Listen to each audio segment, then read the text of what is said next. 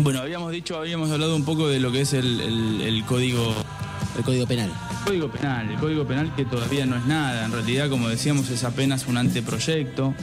En el año 2012 la presidenta, por decreto, ordenó la creación de una comisión que estaba integrada por distintas personalidades de distintos espacios políticos. No sé si estás un poco...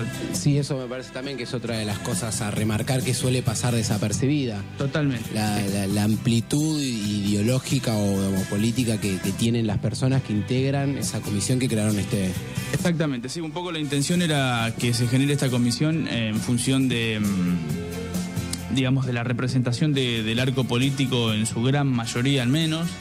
Digamos, está Raúl Zaffaroni, que es el que encabeza la comisión, que es el juez de la Corte Suprema de Justicia actualmente. Estaba Ricardo Gil Lavedra, representando a la Unión Cívica Radical. Estaba Damián, que es un jurista de mucha trayectoria, fue ministro de Menem, fue uno de los jueces que juzgaron a la Junta Militar en el año 85.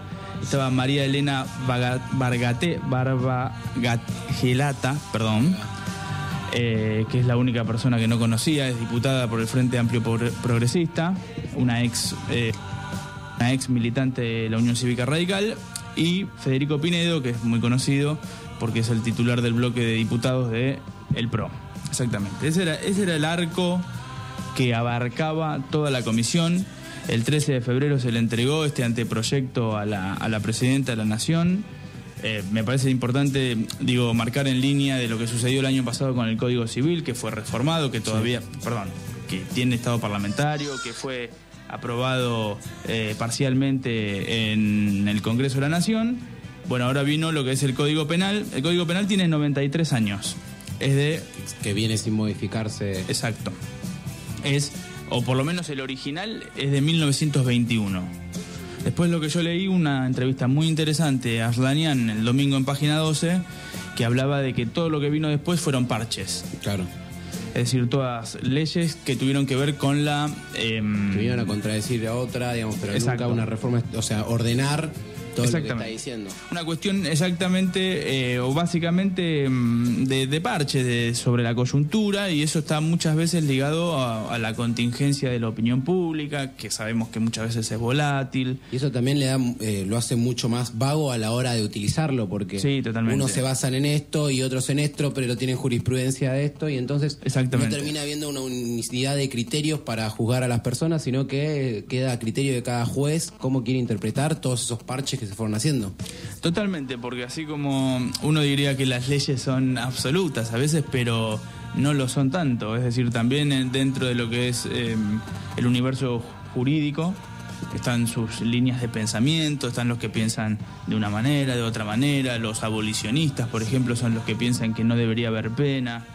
Muy interesante, un montón de corrientes, es muy cierto lo que decís, hay distintas miradas sobre lo que son los bienes jurídicos, por lo tanto no hay una cohesión, no hay una unificación, no se piensa lo mismo en 1950 que en el 1990 o lo que se piensa en el 2010, entonces... Y también eso me parece que sí, nosotros permanentemente nos quejamos de cómo funcionan las cosas en general y de que habría que cambiarlas, y al primer impulso de cambiar las cosas lo que suele tenerse en un principio es rechazo. Sí. Nos quejamos de que no funciona justicia, nos quejamos de que las penas, nos quejamos de un montón de cosas como sociedad en general, sí. Te hablo como... Y lo primero que siempre recibimos al intentar cambiar algo es rechazo. Totalmente. Sin saber a qué. Sí. Exactamente, a mí me parecía que en realidad lo más importante, hacer un repaso mínimo de qué consistía o cómo era el Código Penal, pero me parece que lo más importante es que el Código Penal o el debate del Código Penal ganó la escena, como bien vos decís, desde la perspectiva de la negativa.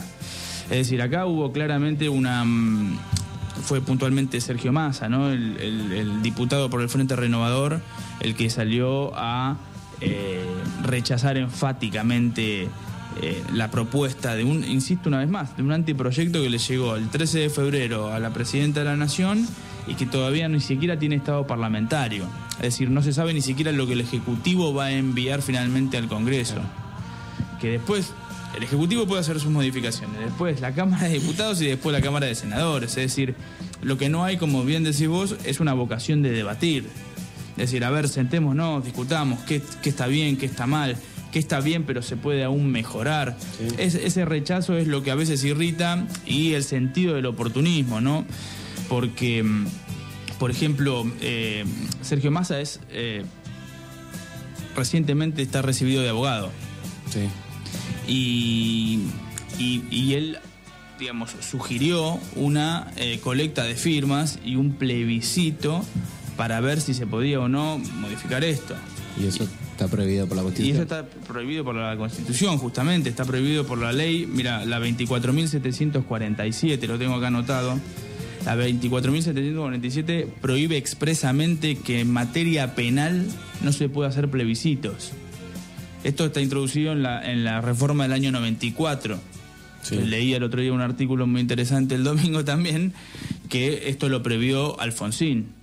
Esto, digamos, previendo la volatilidad de la opinión pública, se puso expresamente que en cuestión de materia penal no puede haber plebiscitos, justamente porque son temas muy sensibles que tienen que estar legislados desde otra perspectiva, de una cosa más fría, más metódica, pensando en la sociedad, ¿no? Me parece, en el conjunto de la sociedad.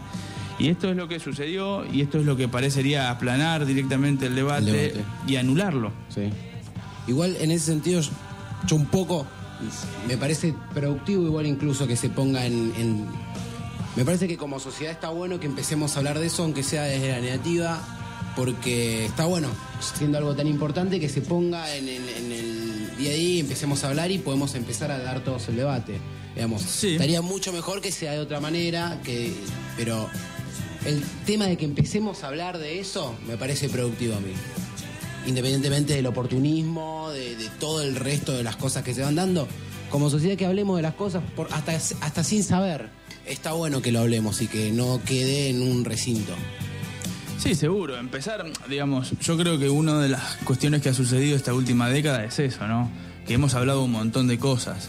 Quizás uno puede decir, bueno, no se hablaron en los términos que a uno le gustarían, o no se hablaron con el, digamos, desarrollo intelectual que a uno podría eventualmente gustarle, o con el nivel de educación.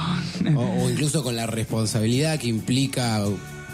O con la responsabilidad, exactamente, que implica ciertos debates y estar a la altura de ciertas cuestiones, pero me parece que algo que ha caracterizado esta última década es que un montón de cuestiones que parecían no estar en agenda, se pusieron en agenda. Se pusieron en agenda mal, se pusieron en agenda bien, se pusieron en agenda más o menos, pero eso es muy interesante. Y sí, claro, aunque sea por la negativa, me parece que es importante que empecemos a introducirnos en estos temas. Son temas además que quizás no van a cambiar sustancialmente la vida de la gente. Es decir, porque si hoy se reforma el Código Penal, mañana Doña Rosa, como se dice, la famosa esa figura que suele utilizar, no va a tener la harina más barata, por decir algo. Sí. Pero son cuestiones que quedan, y son cuestiones que quedan a largo plazo, y son cuestiones que siempre es importante abordarlas. Y me parece que el gobierno en este sentido ha tenido su mérito, ¿no? En ponerlas en cuestión, en ponerlas en el tapete. Y lo que yo insisto una vez más, digamos, nosotros no somos ni juristas ni somos especialistas en una cuestión de las leyes. Sí, un poco esto, ¿no? Volver a marcar la maniobra política que le vuelve a poner, o lo vuelve a poner al Frente Renovador en el centro de la escena. Y que deja mal parado al resto de los partidos de la oposición, porque como dijimos al principio, la comisión está conformada por casi todo el espectro político. El Frente Renovador no tiene representación porque no tenía en ese momento una representación en el... Exacto, no existía como tal en el momento en el que se redactó el decreto que convocaba a la comisión. Pero me parece que rescato esto positivo que decís vos, que es, ok, fantástico, estamos empezando a debatirlo, y por otro lado, me parece que en sí mismo hay una vocación de achatar el nivel de la discusión. Y ahí está la responsabilidad de cada uno, de informarse y no quedarse con lo que vemos en un titular de un diario, de una tele, ya sea oficialista, opositor o quien sea. Sí. Digamos, uno tiene la responsabilidad de informarse por distintos medios e ir incluso hasta preguntar, pero digamos, ahí está nuestra responsabilidad. Hay una intención de utilizar políticamente ciertas cosas, digamos, la volatilidad que tiene la opinión pública, lo fácil que nosotros repetimos las cosas, y ahí está nuestra responsabilidad de no ser cómplice de eso e informarse y nada, ver qué es lo que uno realmente piensa independientemente de lo que le quieran hacer pensar. Sí, totalmente. Eso me parece que es una labor mínima que uno debería tener casi como ciudadano, ¿no? Con este tema y con un montón de otros temas y de aspectos de la vida social que permanentemente uno está en el fuego cruzado de los medios, digamos, más afines al gobierno o más detractores del gobierno, no importa, digo, pero sí tratar uno de tener su propia agenda, de ir mirando distintos lugares, de poder superar, de superar eso, ¿no? Superar los titulares. Nosotros desde este programa siempre hacemos hincapié en la participación, sí. Porque si uno no se zambulle mínimamente, digamos, las cosas no van a modificar, aunque sea empezar por leer. Y eso puede ser, digamos, perderse o la oportunidad de tener un gran cambio a favor en la historia o ser cómplice de algo muy malo.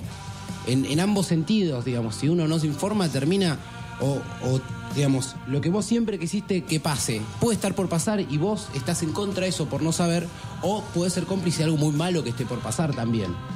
Pero claro, si uno no se informa, termina estando a disposición de quien quiere utilizarlo para sus propios fines y no respetando su opinión sobre lo que piensa de eso. Exacto. Sí, a mí me gustaría, por ejemplo, marcar cuestiones puntuales que yo fui averiguando, no nada extenso ni exhaustivo, porque, insisto, nos excede largamente, pero me parecía interesante remarcar que se decía que no existía la cadena perpetua, que se eliminaba la cadena perpetua. Lo cual creo que es así, se elimina la cadena perpetua. Lo que sí es importante saber que hoy por hoy no existe la cadena perpetua. Claro, pues se elimina la cadena perpetua, fantástico, pero hoy no existe. Hoy la pena máxima es de 35 años. Ahí mismo, los presos... A eso se le llama cadena perpetua. Sí, a eso, o por ahí te dan cadena perpetua, pero por el régimen legal, claro, a los 35 años podés recuperar tu libertad. Sí. Eso por un lado. Después se hablaba también de la baja de las penas. Sí. Bueno, lo que justamente leía el otro día es que quizás hay una cierta baja en las penas, pero lo que cambia es la efectividad de las penas. Es decir, hoy por hoy vos tenés una pena de 12 años y por ahí cumpliste 8 y te vas. Sí. Cumpliste 8, tenés buena conducta, debes tener que cumplir una serie de cuestiones y te vas. Bueno, ahora quizás en vez de tener 12 años, son 10, pero cumplís los 10. No es que a los 7, a los 6 te podés ir, no, tenés 10 a cumplir efectivas de principio a fin. Sí. Y después también lo que había otra cuestión es que con el tema de las reincidencias, ahí ya me parece a mí, digamos, yo no sé si estoy tan de acuerdo, se quería como... no es que se saca el tema de las reincidencias, queda un registro de reincidentes, pero está a criterio del juez o no utilizarlo. Porque hoy por hoy, si no, vos tenés reincidencia y eso te agrava la pena, sí, en términos generales. Es decir, cometiste 1, 2, 3, 4, 5 delitos, te lo agrava. Sí. Bueno, hay, como decíamos antes, hay como distintas líneas dentro de lo que es las cuestiones jurídicas. Sí. Entonces mucha gente te dice, bueno, pero si vos cumpliste una pena por robar, listo, ya la cumpliste, ¿por qué te voy a volver a juzgar por eso? Sí, claro. Robaste un almacén una vez, ahora robaste una goma de una, ¿por qué te voy a volver a juzgar? Hay distintas líneas. Yo, para mí, la reincidencia... Ahí, por ejemplo, estaríamos hablando de la diferencia entre el criterio de si se juzga a una persona por lo que el delito cometió o si como sociedad te estás protegiendo de que esa persona siga incidiendo en tu orden normal. A mí el criterio de reincidencia no me hace ruido.